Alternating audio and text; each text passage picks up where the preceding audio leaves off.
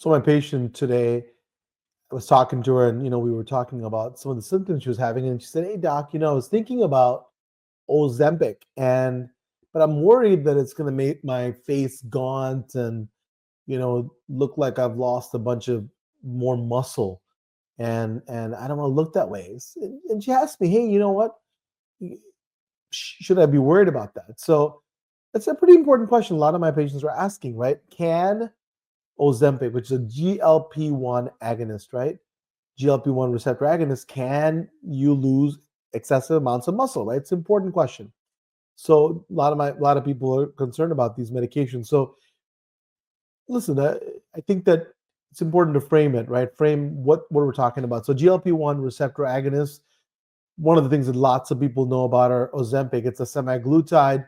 Ozempic, Wegovy are choices of that. And then there's liraglutide, which is Saxenda and Victoza. Lots of others have gained attention. Why? Because their effectiveness in weight loss. They're really also helpful for diabetics. I have several close relatives that are taking Ozempic and drugs like that to really help their diabetes as well. A common concern, right, is now that because people have seen dramatic weight loss for folks, but then they just don't look like they're healthy, right? Their face is gone, they look older, and the concern is that, and they look like they've lost muscle. So a lot of people ask this question: Hey, is this weight loss? Is this weight loss, and is kind of the side effect, right? The the weight loss is coming at the cost of losing muscle. That's, I mean, the concern. So we'll break it down today and find out what the science is behind these medications and what you can do to maintain that muscle while using them, right? Because it's a big concern. You want to make sure that if you're losing weight, you want to make sure you're trying to maintain muscle as well. So let's talk about GLP agonists and really how they work, right? GLP agonists, they mimic the effects of the natural hormone glucagon-like peptide 1, GLP-1. So glucagon-like peptide 1, which helps regulate blood sugar, and here's the important thing, an appetite, right? And for me as a gastroenterologist, lots of people come in, they say, I'm taking GLP-1s, I feel bloated. Why? Because they also slow gastric emptying, and then they're increasing the feeling of fullness. So when you get full, guess what? You don't want to eat. So it reduces hunger and leads to significant decreased calorie intake, right? So, and what happens? Voila, when you don't eat as much, and you're putting less in, effective weight loss. Studies show that people lose anywhere from 10 to 15% of their body weight. It's pretty significant, right? In a year. Key question that I'm asking today is, what kind of weight are you losing, fat or muscle? So now, when anyone loses weight for any reason, right? Whether it's to like we talk about diet and exercise and or medications, like in this case, you expect to lose some muscle, right? Because that's part of your body's weight. The amount of muscle, though, that you lose really depends on a bunch of factors, including what kind of diet you are, exercise, your age, and the rate of weight loss. Super important to know that. I'll get to that in just a minute. So studies on GLP-1 agonists like Ozempic show that roughly about 30% of this weight loss can be lean body mass. So 30% can be lean body mass, which a big part of that is muscle, but also includes water and some organ tissue. Now, compare this to traditional dieting, right? The percentage is similar, although we have some studies now showing that GLP-1 related weight loss can actually involve slightly higher lean mass loss. So part of that's muscle, right? So is it all bad news? No, the good news is there's ways in which you can minimize muscle loss. And this is what I told my patient, that there's ways to minimize muscle loss while on these medications. So let's talk about some of the risk factors for losing this muscle, right? So you want to try to minimize the muscle loss. Main risk factors are the rapidity, how quickly you lose weight, right?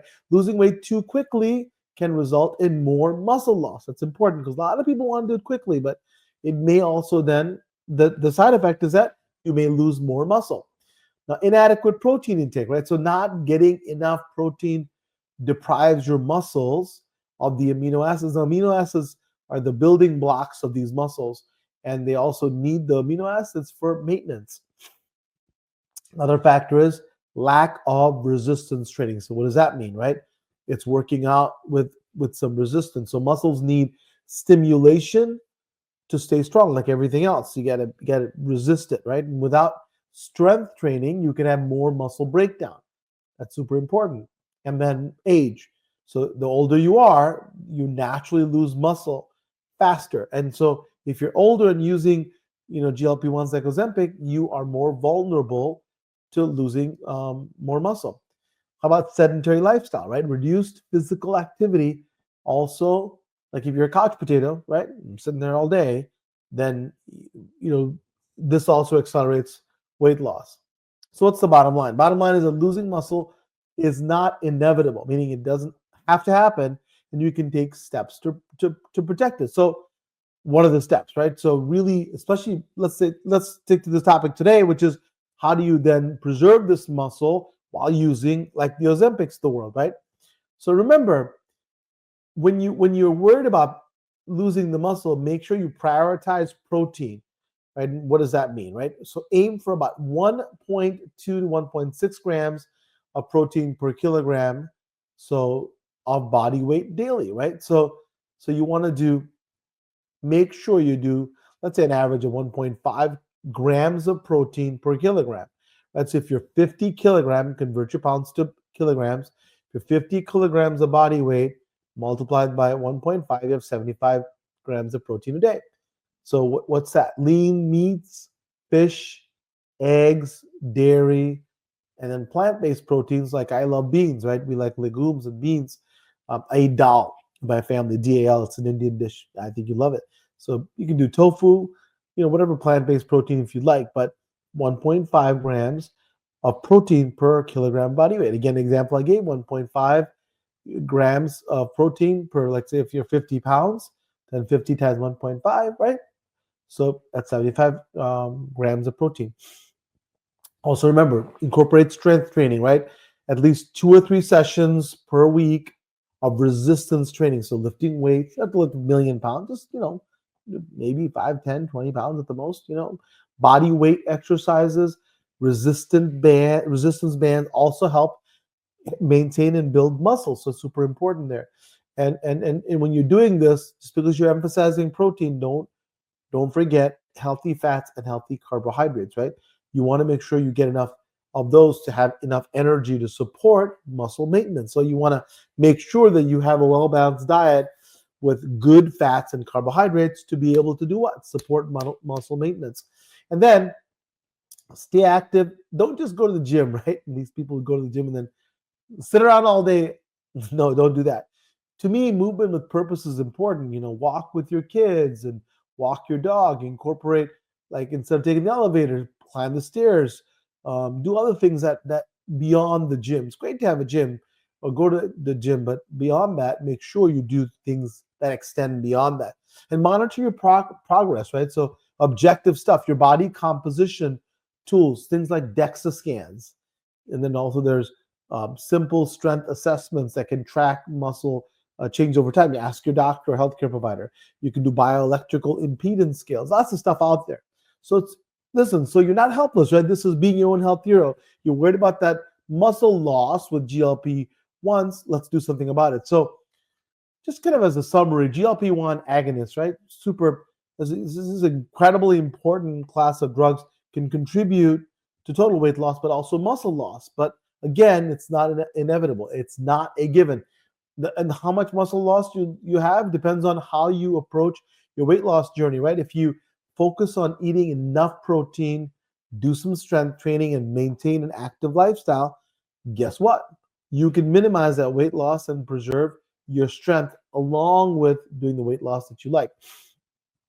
And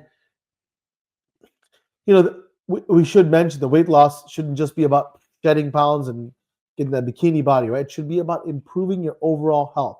So important. You got to put that and say, how is this going to improve your overall health? Am I going to decrease cardiovascular disease? Am I going to decrease my diabetes? So very important. If you're on a GLP-1 agonist or considering it, really talk to your doctor about it, your healthcare provider or a nutritionist. It's great to get information on social media, etc., but talk to your doctor. Develop a plan that really supports your body, including your goals, right? Why are you doing it? And to preserve your muscle as well, with some of the tools we talked about, but also partner with your healthcare provider in achieving your weight loss goals. I'm Dr. Partha Nandi.